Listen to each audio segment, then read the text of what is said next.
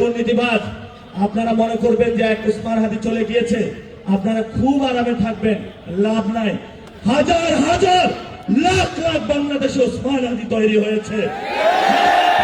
ঘুম না, আপনারা যদি জেগে থাকেন আপনাদের জাগনাও তারা হারাম করে দিবে ইনশাআল্লাহ।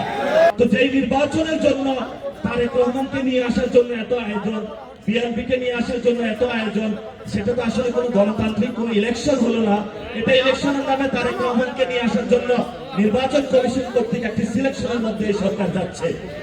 এবং আপনারা জানেন ইলেকশন কমিশন দ্বৈত নাগরিক এবং যারা ঋণ খেলাপি তাদের নমিনেশন বাতিল করার কথা, কিন্তু ছাত্রদল এই সন্ত্রাসী সংগঠন, যুবদল সন্ত্রাসী সংগঠন, তারা ইলেকশন কমিশনের সামনে গেল, গিয়ে একটি মব করলো।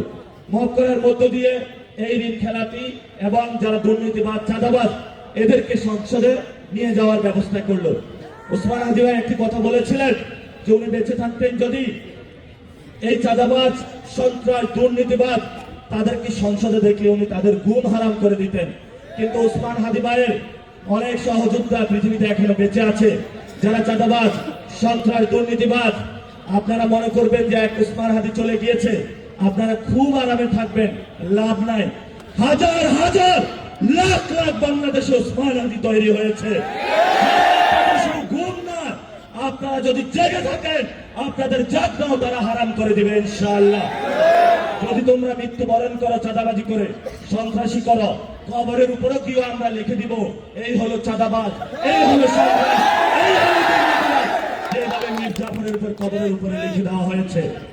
শেষ কথা, নির্বাচন কমিশন তারা ইলেকশনে গোল দেওয়ার চেষ্টা করতেছে, সিলেকশনের নামে তারেক রহমানকে আনার চেষ্টা করতেছে। এবং গতকালকে নেককারজনক ভাবে মিডিয়া ভাইদের উপরে হামলা হলো। আগে দেখতাম মিডিয়া ভাইরা প্রেস ক্লাবের সামনে দাঁড়িয়ে যেত, এখন কেউ দাঁড়ায় না, কারণ জানের ভয়, রিজিকের ভয়। আজকে দাঁড়াইছে, কিন্তু পুরো বাংলাদেশে যারা সাংবাদিক ভাইরা আছেন, একদিকে তো আপনাদের বেতন দেয় না, এখন আরেকদিকে হলো রাস্তা নিয়ে আপনাদেরকে পিটাচ্ছে। তো বাংলাদেশে আপনাদের আসলে কোনো নিরাপদ জায়গা নাই। আপনারা দাঁড়াবেন, উসমান হাদি ভাইয়ের লড়াইটা চালিয়ে যাবেন। আজকের যারা প্রোগ্রাম আয়োজন করেছেন এবং এখানে বিশিষ্ট অনেক ব্যক্তিবর্গ রয়েছেন, রাজনীতিবিদ রয়েছেন এবং ডাকসুর নেতৃবৃন্দ রয়েছেন, সকলকে ধন্যবাদ। গতকালকেও ওনারা ডাকসু থেকে প্রোগ্রাম আয়োজন করেছেন, ওনাদের যে আজাদির সংগ্রাম এটা চালিয়ে যাচ্ছেন। আমাদের কর্তব্য হলো ভাইদের সাথে থেকে আজাদির সংগ্রাম চালিয়ে যাওয়া, এবং রাজপথে যদি কোনো ভাই আক্রান্ত হয় আমরা ইনশাআল্লাহ বুকে আগলে রেখে তাদেরকে রক্ষা করব। ইনকিলাব মঞ্চের ভাইরা আপনাদের ভয় নাই, পুরো বাংলাদেশ আপনাদের আসে। আপনারা রিয়েল তো রয়্যাল বেঙ্গল টাইগার, ওই আর যারা গতকালকে আপনাদের মারতে আসে ওগুলো হলো কাগুজেবাগদেরকে আমরা ভয় পাই না। ইনশাআল্লাহ আমাদের এই যাত্রা অব্যাহত থাকবে। সবাইকে ধন্যবাদ। আসসালামু আলাইকুম ওয়া রাহমাতুল্লাহি ওয়া বারাকাতুহু।